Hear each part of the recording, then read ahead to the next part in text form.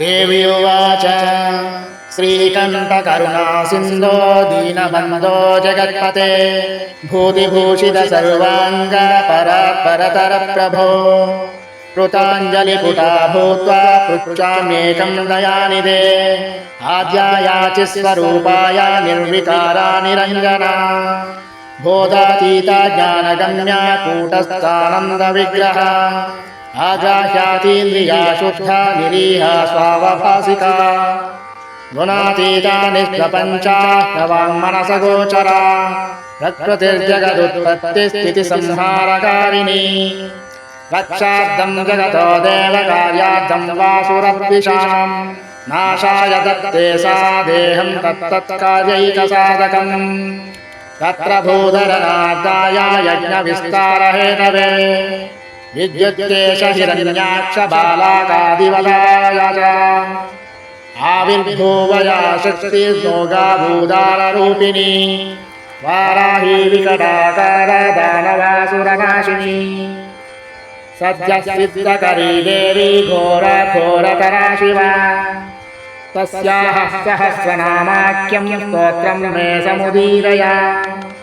कृपालेशोस्थितिमयी चेद्भाग्यं मे यदि वा भवेत् अनुग्राह्या यद्यहं स्यां तदा वदयामि दे ईश्वरोवाच साधु साधु वरारोहे धन्या बहुमतासि मे शुश्रूषया समुत्पन्ना भक्तिः श्रद्धान्विता तव सहस्रनाम वाराह्या सर्वसिद्धिविदायि च तव चेन्न प्रवक्ष्यामि प्रिये कस्य वदाम्यहम् किं तु गोप्यं प्रयत्नेन संरक्ष्यं प्राणतोऽपि च विशेषतः कलियुगेन देयं यस्य कस्यचित् सर्वेऽन्यथा सिद्धिभाजो भविष्यन्ति वरानने ॐ अस्य श्रीवाराही सहस्रनाम स्तोत्रस्य महादेव ऋषिः अनुष्टुश्चन्द्रः श्रीवाराही देवता ऐं बीजं त्रों शक्तिः हुं कीलकं मम सर्वार्थसिद्ध्यर्थे जपे विनियोगः ॐ वाराही वामनी वामा भगला वासवी वशुः देही वीरशूर्बाला वरदा विष्णुवल्लभा वन्दिता वसुधा वश्या व्याक्तास्या वञ्चिनी बला वसुन्धरा वीतिहोत्रा वीतरागा विहायसी सर्वाकनिप्रिया काम्या कमला काञ्चनी रमा धूम्रा कपालिनी वामा कुरुकुल्ला कलावती याम्याग्नेयी धरा धन्या धर्मिणी ध्यानिनी ध्रुवा धृतिर्लक्ष्मीर्जया तुष्टिः शक्तिर्मेधा तपस्विनी वेदा जया कृतिः कान्तिः स्वाहा शान्तिर्तमारतिः लज्जामतिः स्मृतिर्निद्रा तन्त्रा गौरी शिवा सदा चण्डे दुर्गा भया भीमा भाषा भामा भयानका भूदारावयः वीर्भैरवी भङ्गरा भटी घुर्घुरा घोषणा घोरा घोषिणी घोनसंयुता घना घना गर्गरा च घोनयुक्ता घनाशिनी पूर्वाग्नेयी यातु याम्या वायुव्युत्तरवारुणी ऐशान्योर्द्वादः स्थिता च पृष्ठदक्षाग्रवामगा कृण्णाभिब्रह्मरन्ध्रार्कस्वर्गपातालभूमिगा ऐं श्रीं ह्रीं क्लीं तीर्थगतिः दीर्घकेकलाव्यया उज्जजुस्सामरूपा च पराकोत्रीन्युदुम्बरा गदासि शक्तिचापेषु शूलचक्रप्तिकारिणी जरती युवती बाला चतुरङ्गबलोत्कटा सत्याक्षरा निधिर्नेत्री दात्री पौत्री परावटुः क्षेत्रज्ञा कम्पिनी ज्येष्ठा दुराधर्षा दुरन्धरा मालिनी मानिनी माता माननीया मनस्विनी मतोत्कटा मन्युदरी मनुरूपा मनोजवा मेधस्विनी मध्यरथा मधुपा मङ्गलामरा माया माता मयहरी मृडानी महिलामतिः महादेवी मोहहरी मञ्जुर्मृत्युञ्जयामला मांसलामानवामूला महारात्रिर्मदालसा मांसलामानवामूला महारात्रिर्मदालसा मृगान् कामेन कामान्या महिषग्निमदन्तिका मोर्चामोहं मृषामोघा मदं मृत्युमलापः सिंहर्षमहिषव्याघ्रा मृगक्रोडाननाधुनी धरणी धेनुर्दरिद्री धावनीधव धर्मध्वनाद्यानपरा धनधान्यधरा प्रदा पापदोषरिपुव्याधिनाशिनी सिद्धिदायिनी कलाकाष्ठाक्षमाक्षाः स्मृतिश्वासरूपिणी संवृद्धा सुभुजा रौद्री राधा रागारमाननिः रामारतिप्रिया रुष्टा रक्षिणी रविमध्यगा रजनी रमणी देवा रञ्जिनी रञ्जिनी रमा रोषा रोषवती रोक्षा करिराज्यप्रदारता रोक्षा रूपवती रास्या रुद्रानीरनवन्दिता गङ्गा च यमुना चैव सरस्वती स्वसूर्मधुः गण्डकी तुङ्गभद्रा च कावेरी कौशिकी पटुः तत्त्वोरगवती चारा सहस्राक्षा प्रतप्तना सर्वज्ञा शाङ्करी शास्त्री जटाधारिण्ययोरधा यावनी सौरभी कुब्जा वक्रतुण्डावधोद्यता चन्द्रापीडा वेदवेद्या शङ्खिनी नीललोहिता ध्यानादीतपरिच्छेद्या मृत्युरूपा त्रिवर्गदा अरूपा बहुरूपा च नानारूपा नतानना वृषा कपिर्वृषारूढा वृषेशी वृषवाहना वृषप्रिया वृषावर्ता वृषपर्वा वृषाकृतिः कोदण्डिनी नागचूडा चक्षुष्या परमाप्तिका दुर्वासा दुर्गहा देवी दुरावासा दुरारिहा दुर्गा राधा दुर्गहन्त्री दुराराध्या दवीयसी दुरावासो दुष्प्रहस्ता दुष्प्रकम्पादुरूपिणी सुवेणी रमणी श्यामा मृगव्याधार्कतापिनी उग्रा दुर्गा पाशुपते कौनपी कुणपाशना कपर्दिनी कामकामा कमनीया कलोज्ज्वला कासावक्कृत्कारकानी कम्बुखण्डी कृतागमा कर्कशाकारणा कान्ता कल्पा कल्पकटङ्कटा श्मशाननिलया भिन्ना गजारूढा गजापहा तत्प्रिया तत्पराराया स्वर्भानुकालवञ्चिनी शाखा विशाखा गोशाखा सुशाखा शेषशाखिनी व्यङ्गा शुभाङ्गा वामाङ्गा नीलाङ्गारङ्गरूपिणी साङ्गोपाङ्गा च सारङ्गा सुधाङ्गा रङ्गरूपिणी भद्रा सुभद्रा भद्राक्षी सिंहिका विनतादितिः हृद्यावत्या सुपद्या च गद्यपद्यप्रिया प्रसूः चच्चिका भोगवत्यम्बा सारसी शबरी नटी योगिनी पुष्कलानन्ता परा साङ्ख्या शशी सती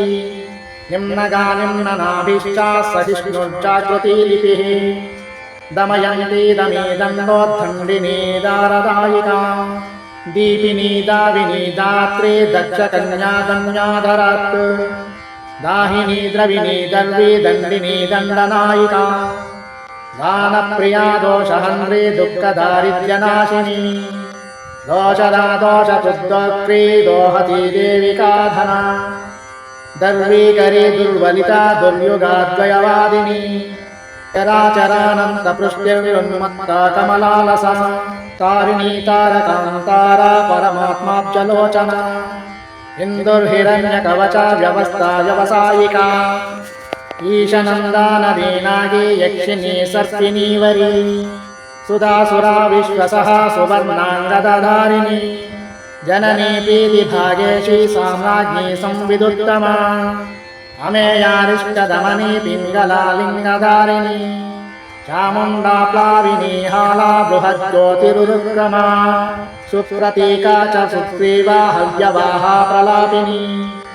नभस्या माधवी ज्येष्ठा शिशिराज्वालिनी रुचिः शुक्ला शुक्रा शुचा शोका शुची भेकी पिकीवगी वृषदश्वानभो योनिः सुप्रतीका विभावरी गर्विता गुर्विनी गण्या गुरुर्गुरुधरी गया गन्धर्वी गणिका गुन्द्रा गारुडी गोपिकाग्रगा गणेशी गामिनी गङ्गा गोपतिर्गन्धिनी गवी गर्जिता काननी गोर्णा गोरक्षा गोविदां गतिः ग्रातिकी ग्रतिकुत्वष्टि गर्भरूपा गुणैषिणी पारस्करी पाञ्चनदा बहुरूपा विरूपिका ऊहा व्यूहा दुरूहा च सम्मोहा मोहहारिणी यज्ञविग्रहिणी यज्ञायायजूका यशस्विनी अग्निष्टोमात्यग्निष्टोमा वाजपेयश्च षोडशी पुण्डरीकाश्वमेधश्च राजसूयश्च नाभसः स्विष्टकृद्बहुसौवर्णो गोसवश्च महाव्रतः विश्वजिद्ब्रह्मयज्ञश्च प्राजापत्यः शिलायवाः अश्वक्रान्ता रथक्रान्ता विष्णुक्रान्ता विभावसुः सूर्यक्रान्ता गजक्रान्ता बलिभिन्ना गयज्ञकः सावित्री चात सावित्री सर्वतो भद्रवारुणा आदित्यामय गोदोह गवामय मृगामय सर्पमय कालपिञ्ज कौण्डिन्योपनागालः सर्पमय कालपिञ्ज कौण्डिन्योपनगाहलः अग्निविद्वादशाहस्रोपांशुः सोमविधोहनः अश्वप्रतिग्रहो बर्हिरतोऽभ्युदयरुद्धिराट् सर्वस्वदक्षिणो दीक्षा सोमाख्या समिदात्वयः कठायनश्च गोदोह स्वाहाकारस्तनूनपात् दण्डा पुरुषमेधश्च श्येनो वज्र इषुर्यमः अंगिरा कंकभेरुंडा चांद्रायण परायण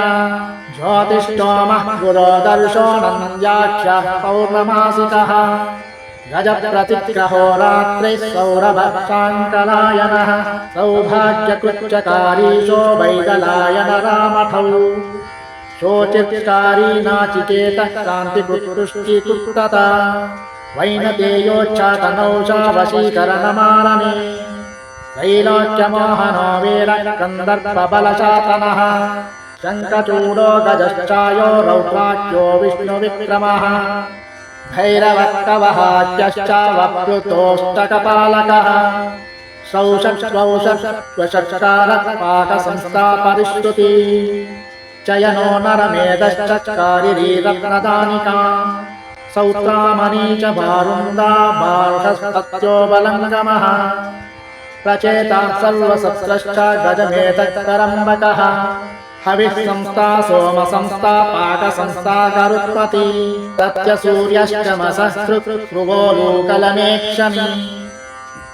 चपलो मदनी मेढीयूपः प्राग्वंशकुञ्चिका रश्मिरंशुश्च दोभ्यश्च वारुणोदः पवित्पुता आप्तोर्यामो द्रोणकलशो मैत्रवरुण अश्विनः पात्नीवतश्च मन्ते च हारियोजन एव च प्रतिप्रस्थानशुक्रौ च सामिधेनी समित्समा होता त्वर्युस्ततोद्गाता नेता तश्चा च योत्रिका अग्निद्रोच्चावकाष्टावग्रावस्तुस्प्रततर्तकः सुब्रह्मण्यो ब्राह्मणश्च मैत्रावरुणवारुणौ प्रस्तोता प्रतिप्रत्ताता यजमानो ध्रुवन्त्रिका आमिक्षा पृषदाज्यं च हव्यं कव्यं च रुक्पयः जुहुद्गावो बभ्रुद्ब्रह्मा त्रयी चेता तरस्विनी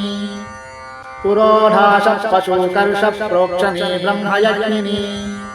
अग्निजिह्वादर्भरोमा ब्रह्मशीर्षा महोदरी अमृतप्राशिका नारायणी नग्नादिगम्बरा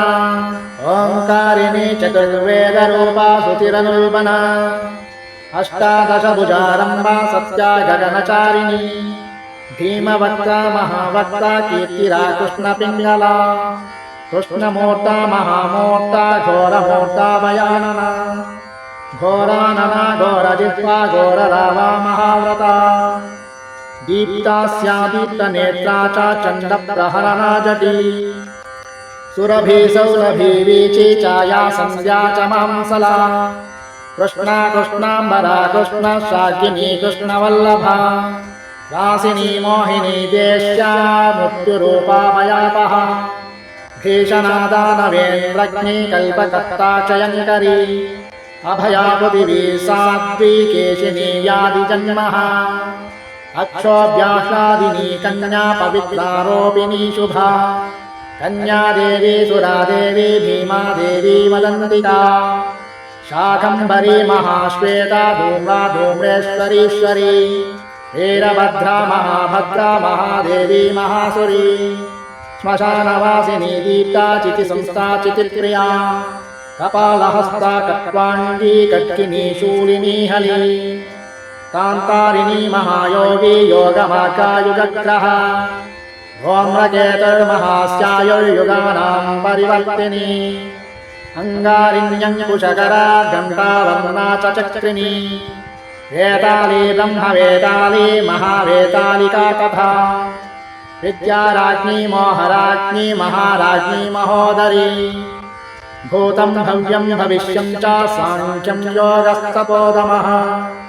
आध्यात्मं चाधिदैवं चाधिभूतां च एव च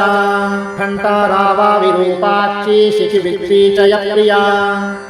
कट्कशूलगदा हस्ता महिषासुरमर्दिनी मातङ्गी मन्त्रमातङ्गी कौशिकी ब्रह्मवादिनी उग्रतेजा सिद्धसेना जुम्बिनी मोहिनी तथा जया च विजया चैव विनता कद्रुरेव च धात्री विधात्री विक्रान्ता ध्वस्ता मूर्छा च मूर्च्छनी दमनी धर्मिणी दम्या चेदिनी तापिनी तपी बन्धिनी बाधिनी बन्धा बोधातीत बुधप्रिया हरिणी हारिणी हन्त्री धरणी धारिणी धरा विसाधिनी साधिनी च सन्ध्या संगोपनी प्रिया रेवती कालकर्णी च सिद्धिर्लक्ष्मीररुन्धती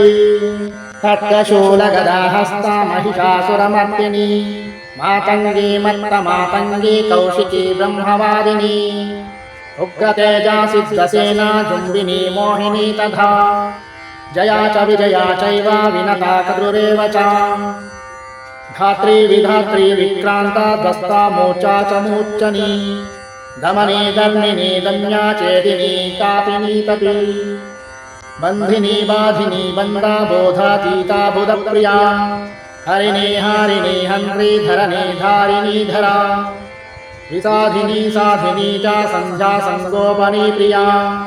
रेवती कालकर्णी च सिद्धिर्लक्ष्मीररुन्धती धर्मप्रिया धर्मरति कर्मिष्ठा धर्मचारिणी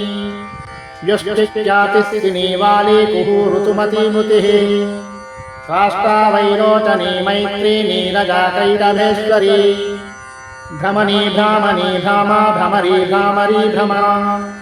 निष्कला कलहानीता कौलाकारा कलेभरा विद्युच्चित्वा वर्षिणी च हिरण्याक्ष निपातिनी जितकामा काम्युगया कोला कल्पाङ्गिनी कला प्रधाना तारका तारा हितात्मा हितवेदिनी जितकामा कामगमा कोला कल्पाङ्गिनी कला प्रधाना तारका तारा हितात्मा हितवेदिनी दुरक्षरा परब्रह्मा महादाना महाहवा वारुणी व्यरुणी वाणी वीणा वेणी विहङ्गमा मोदप्रिया मोदकिनी प्राणी प्लाविनी प्लुतिः अजरा लोहिता लक्षा प्रतप्ता विश्वभोजिनी मनोबुद्धिरहङ्कार क्षेत्रज्ञा क्षेत्रपालिका चतुर्वेदा चतुर्बाला चतुरन्ता चरुप्रिया चर्विणी चोरिणी चारी शाङ्करी चर्मभैरवी निर्लेपा निष्प्रपञ्चा च प्रशान्ता नित्यविग्रहा स्तन्यस्तव प्रिया व्याला गुरुराश्रितवत्सला निष्कलङ्का निरालम्बा निर्द्वन्द्वा निष्परिग्रहा निर्गुणा निर्मला नित्या निरीहा निरजानवा निरिन्द्रिया निराभासा निर्मोहा नीतिनायका निरिन्दना निष्कला च लीलाकारा निरामया मुण्डा विरूपा विकृता पिङ्गलाक्षी गुणोत्तरा पद्मगर्भा महागर्भा विश्वगर्भा विलक्षणा परमात्मा परेशानी पराकारा परन्तपा संसारसेतु क्रूराक्षी मोचा मुक्ता मनुप्रिया विस्मया दुर्जया दक्षा धनुहन्त्री दयालया परब्रह्मानन्दरूपा सर्वसिद्धिविदायिनी एवमुड्डामरातन्त्रान्मयोद्धृत्य प्रकाशितम् गोपनीयं प्रयत्नेन नाख्येयं यस्य कस्यचित् यदिष्टसि श्रुतं सिद्धिमैश्वर्यं चिरञ्जीविताम् आरोग्यं नृपसम्मानं दानान्यस्य तु कीर्तयेत् नाम्नां सहस्रं वाराह्या मया ते समुदीरति आरोग्यं नृपसम्मानं दानान्यस्य तु कीर्तयेत् नाम्नां सहस्रं वाराह्य मया ते समुदीरितम् यः पठेत् शृणुयाद्वापि सर्वपापैः प्रमुच्यते अश्वमेधसहस्रस्य वाजपेयशतस्य च पुण्डरीकायुतस्यापि फलं पाठात् प्रजायते पठतः सर्वभावेन सर्वास्युः सिद्धयः करे जायते महदैश्वर्यं सर्वेषां दयितो भवेत् घनसारायते वह्निरगाधोऽब्धिकनायते सिद्धयश्चतुर्णायन्ते विषमप्यमृतायते हारायन्ते महासर्पा सिंहा क्रीडामृगायते दासायन्ते महीपाला जगन्मित्रायतेऽखिलम् तस्मान्नाम्नां सहस्रेण स्तुता सा जगदम्बिका प्रयच्छत्यखिलान् कामान् देहान्ते परमां गतिम् इति उड्डामरतन्त्रे श्री आदिवाराही सहस्रनाम स्तोत्रम्।